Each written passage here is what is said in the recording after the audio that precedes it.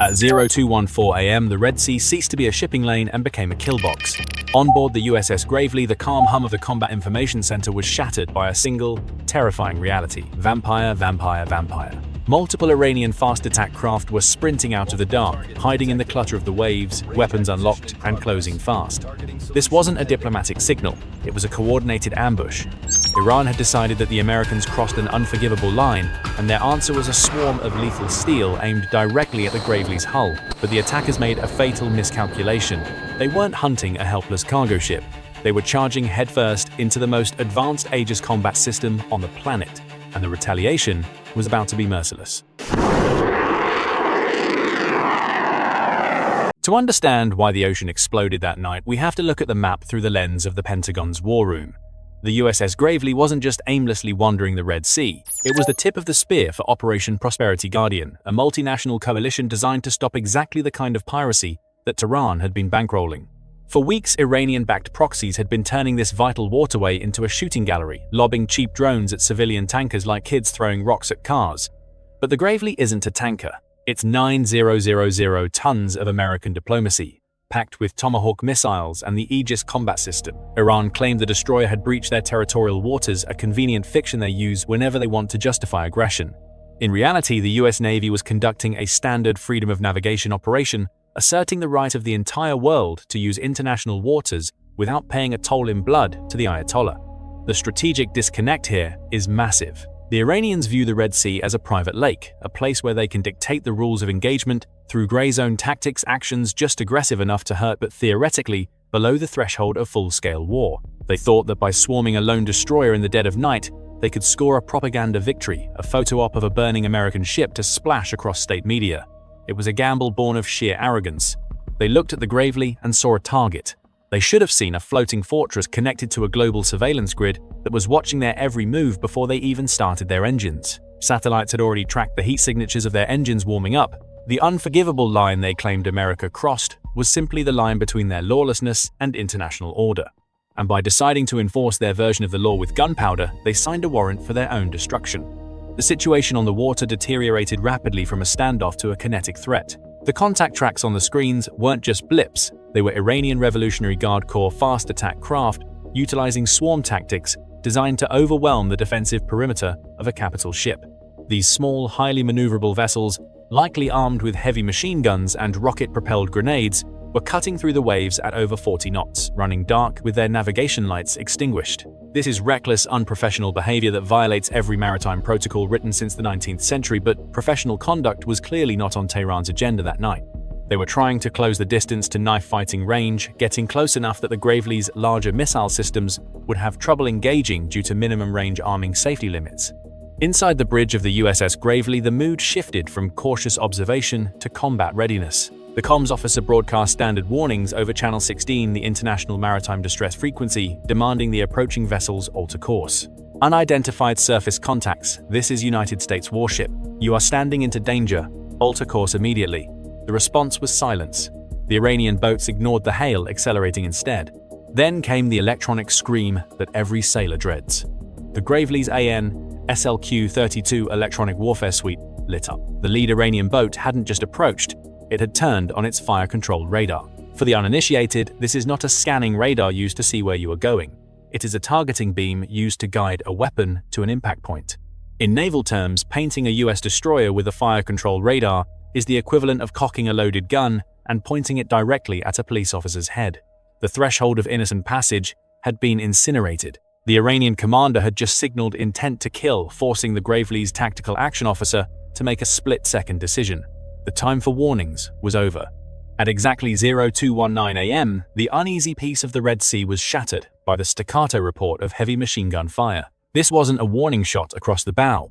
Warning shots are fired safely ahead of a vessel to signal intent. These tracers were aimed directly at the bridge of the USS Gravely. The Iranian Revolutionary Guard Corps had decided to turn a standoff into a firefight, unleashing a volley of 12.7mm rounds that zipped through the dark-seeking flesh and sensitive electronics. It was a flagrant, deliberate act of war, initiated by a commander who likely believed the darkness would cover his crimes. But he was wrong. The rounds fell short or splashed harmlessly against the destroyer's armored hull, a testament to the sheer inadequacy of the attacking force compared to the target they had foolishly chosen. On the bridge of the Gravely, there was no panic, only the disciplined execution of drilled procedure. The captain ordered a hard rudder turn, heeling the massive 9,000-ton warship sharply to starboard. This wasn't a retreat. It was a tactical maneuver designed to unmask the aft weapon systems and present a smaller target profile to the enemy. While the Iranians were spraying and praying, wasting ammunition in a chaotic display of aggression, the American crew was coolly locking in, firing solutions. The contrast couldn't be starker, a rogue militia lashing out with the emotional maturity of a toddler versus the calculated icy restraint of a superpower, waiting for the exact legal millisecond to unleash hell. The Iranians had fired the first shot, effectively signing their own death warrants, but the Gravely was going to make sure the last shot was the only one that mattered.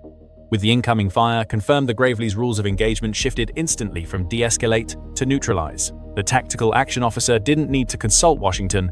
The authority to defend the ship is absolute. The response was not an emotional outburst of suppressing fire, it was a single, calculated stroke of violence.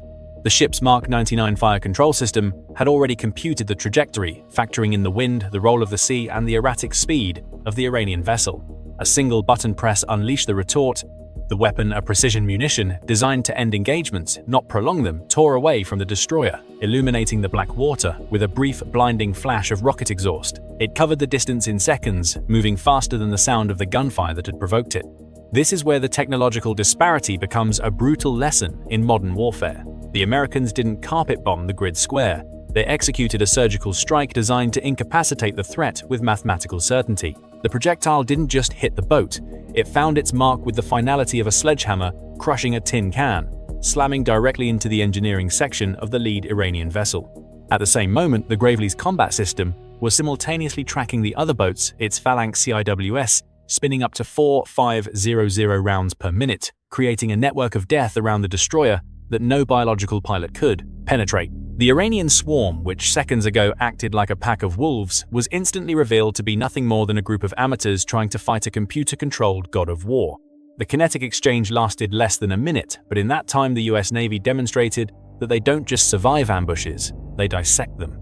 The immediate aftermath was a scene of smoking wreckage and humiliated silence. The lead Iranian fast attack craft wasn't vaporized. The Americans, demonstrating supreme confidence, had opted for a mobility kill, but it was effectively a floating coffin. Its engines were slag, its command console was dark, and it was drifting aimlessly in the chop at the mercy of the current.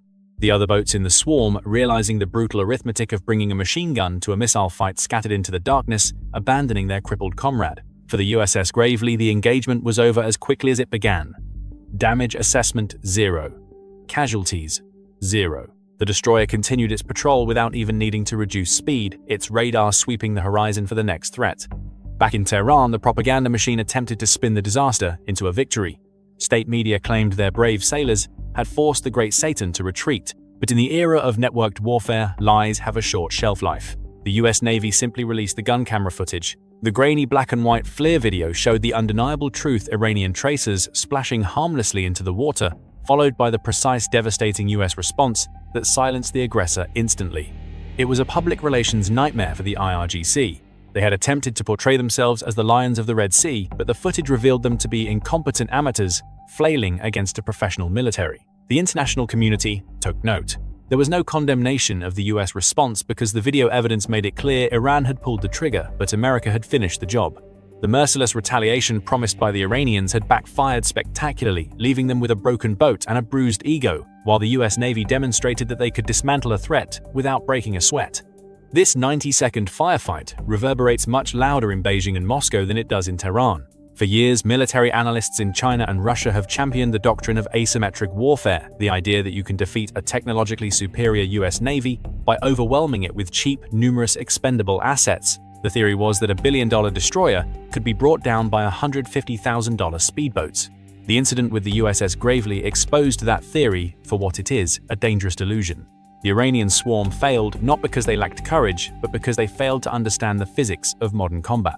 They were fighting a ship. The ship was fighting as part of a planetary network. The mistake Iran made, and the lesson China must learn, is misidentifying the center of gravity.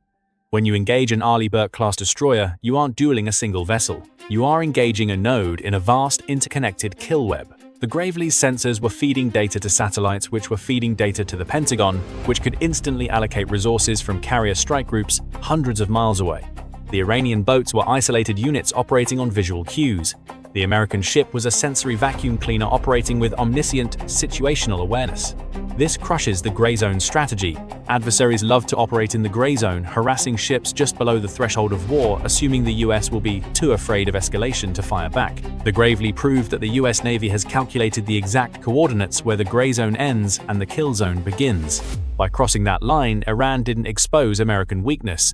They inadvertently advertised the terrifying efficiency of the American shield. It turns out that when you bring a knife to a nuclear gunfight, you don't get an asymmetric victory. You get obliterated. Ultimately, the night the Gravely fired back wasn't just a skirmish, it was a revelation. We often talk about red lines in geopolitics as if they are rhetorical devices used by diplomats in air-conditioned rooms. This engagement proved that the real red lines are digital. They are drawn in binary code on an Aegis display in the middle of a dark ocean. Iran attempted to use the cover of night to rewrite the rules of the road, but they forgot that against a modern super-destroyer, darkness is not concealment, it is a trap. They were yelling at a security camera thinking they were intimidating the lens, not realizing that the system behind it was already authorized to use lethal force. The message from the Red Sea is clear. You can play games in the gray zone, but once you lock your radar on a US warship, the game ends and the physics of interception take over. If you want to understand the invisible technologies that decide who lives and who dies in modern conflict, subscribe to The Military Show. We track the signals the others miss.